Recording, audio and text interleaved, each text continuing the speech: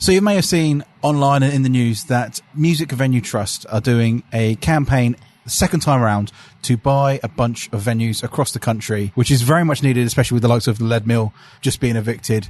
And lucky for us, one of the venues on the list is the Joiners, the legendary Joiners in Southampton. I'm now joined by Ricky. How you doing? From the Joiners.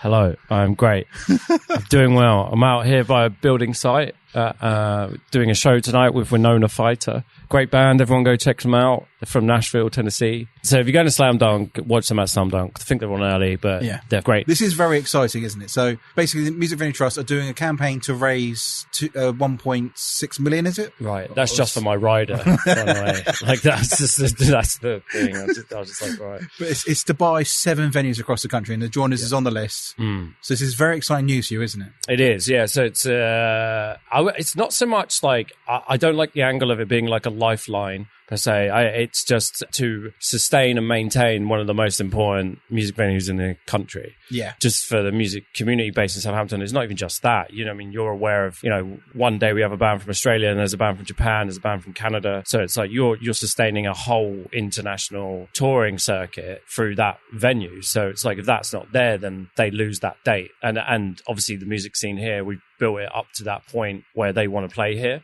Yeah. So you just kind of pull the rug from underneath it. So if you get to the point where, you know, where we were approaching, where the landlord is like, well, the lease is up and what am I going to do to the building? You know, last year he came with a prospective, you know, buyer, commercial person and looked at doing apartments or really? Shop. But they saw financial sense, and it was 3.5 million was what was suggested to rip the insides of the Joiners out and rebuild it as apartments. So they were like, we're not going to invest that. We don't have that money. So the other option then came up that we could buy the building, and then the conversation opened up with Music Venues Trust and Music Venues Properties to kind of start the ball rolling with that. And straight away we were like, yes, obviously let's do it, regardless of my involvement or Pat's involvement or anyone's involvement and the longevity of the staff. If that isn't in Southampton, then Southampton just becomes, I mean, there are other venues that are great, but obviously from our perspective, everything's kind of starts at that space. Yeah. And that's like the history of it, and it's the legitimacy of the place, and bands come and they play it and they're like,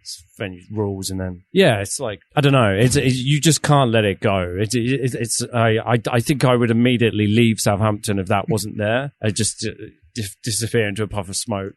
Yeah, because there was, every city for me had a Joiners. Mm-hmm. So like Portsmouth has got the Wedge. Yes. And there's places, but there's now so few of these left. Every city's losing them. So yeah, the idea is that basically it goes into community ownership, isn't it? Yes. So we become a CIC, which in turn brings so the problem is with the Joiners, which has always been ongoing, is it's so expensive to run. You're looking at like $5,000 overhead a month before you sell a single ticket, or before you pay a single band, or before you pay a single staff member. I have to find a way to get $5,000 just to keep the doors open. Just to keep the doors open, yes. Yeah. And you know, we all look after each other. It's kind of like we do each other favors constantly because it's like a family-run business, and it's like that whole mentality is very DIY, but at the same time, we're very sick at what we do. We have some of the best engineers in the country, probably Europe. They do big tours, and you're coming into a space that might appear to a stranger as like, oh, that's just a small venue. But the reality is that the people that work there could easily go and work in an academy or an arena, including myself. I could go and work for Live Nation, walk through the door, or work for any of these giant companies, and they'll be like, great to have you. Here's a bunch of money. And I'll be like, cool. But then it's like the heart of everything is removed. It's, you stay there because you love it, and it's these engineers come back and these bands come back because they love it and they have a great time there, you know. So that's the important thing outside of it just being a music venue, is it being a community. Yeah. And it's 25 people's jobs, you know. So, and that's one of the reasons why we love the Joiners. We love you and we love Pat and everyone, because it is people that love music and that's keeping it going. So this campaign is really, really cool. And I love the fact that they're doing it. Just protect those spaces. So it makes your lives easier, because then I'm assuming you don't really have to worry about the longevity of the building. You can just focus on what you love. Yes. Which is the music. Yeah. Which you already do exactly how many gigs you put on this year? 300 and something, like more than days. We did 34 in this month alone. So that's like, you're doing, like today we're doing 2 venues. Thursday we did 2 venues. So when you're doing 2 venues a day, it just, sometimes you're doing 9 or 10 shows in 1 week. It's just absolute chaos. Cause in my mind, I don't really know what day it is. I just know which venue I'm supposed to be at, or which shows are on that day. Yeah. And I was like, I don't know, it was Monday yesterday, but today I know I have Winona Fighter and Freak Slug. And that's kind of like how, days really don't matter to you. It's like, it's this 1,000 miles an hour thing. And then you stop in the summer and I don't know. What was the question? I forgot what the question was. So this is where my mind goes, where I don't know what day it is. So what I like then is technically, if we're alleviating the pressure of you having to worry of running the venue as in that way, does that mean we can get 12 shows a week? Yeah, no. Because you have more time on your hands. Yeah, you're alleviating. You're alleviating. I'm not.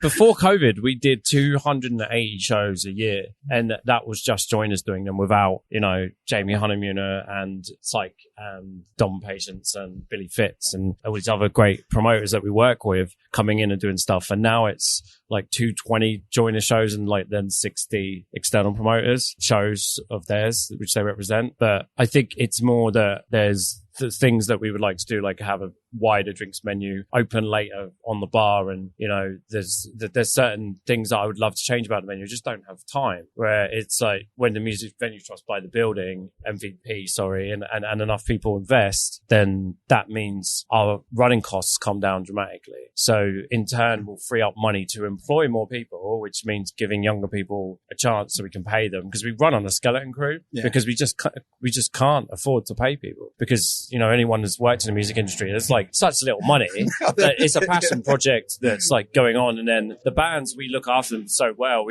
Some of the bands get 85% on the door. It goes to them, and we get the bar, and there's not tons of money involved in it. But the thing is, if your running cost, if your overhead is less, and once the building is bought, then everything can be a bit better. And we can also kind of take a step back and go, right, because I always think from a fan perspective about what we should be changing in the venue. And, we could have put the drinks prices up when everything went up. And I was like, no, just add like 25p on each thing. Yeah. Because it's about accessibility, and the Music Venues Trust leans on the same ethics and ideals that we do as individuals that run the venue. So it's like you want someone to be able to go out with 20 quid and, get 12 quid for the show and then buy 3 cans of beer, or do you know what I mean? Yeah. And still have a good night, not be able to go to like a guild hall and go, the ticket's 50 quid and then a beer is £9 and I'm now broke. And do you know what I mean? It's like not so much as like, obviously their running costs are higher and their overheads are higher. So it's all relatively in perspective, but it's still not accessible. Cause I come from a really deprived background where I grew up and stuff. So we didn't really have venue, so I had to go to the Astoria all the time and skip the train. So it's more that worry, as you say, comes down massively, because it's, even if you're paying £1,500 less, that's £1,500 that, say we had a bad month and the ticket sales weren't good. I'm not like running around going, I got to make a t-shirt and put it out my ass to to sell them. That's what happened in COVID. I had a merch village in my own apartment with boxes up to the ceiling, because I was like, well, we're getting no support from the government. The government didn't reply for 16 months. And it's like, well, so we're closed, can't sell beer, can't sell tickets. The landlord wants rent. And it's like, luckily we came to a deal with him, and with the buy, then it's the security that comes with it. Because say we had an absolutely terrible month and, 200 people showed up to join us, I'm sure the Music Venues Trust would understand that as like, owners, and be like, we get it, don't worry about it this month, but obviously you need to pay it next month, because that's the position, that's the relationship that you're in. And that's the reason why they want to do it, because the security of the venue is more important than money at the end of the day.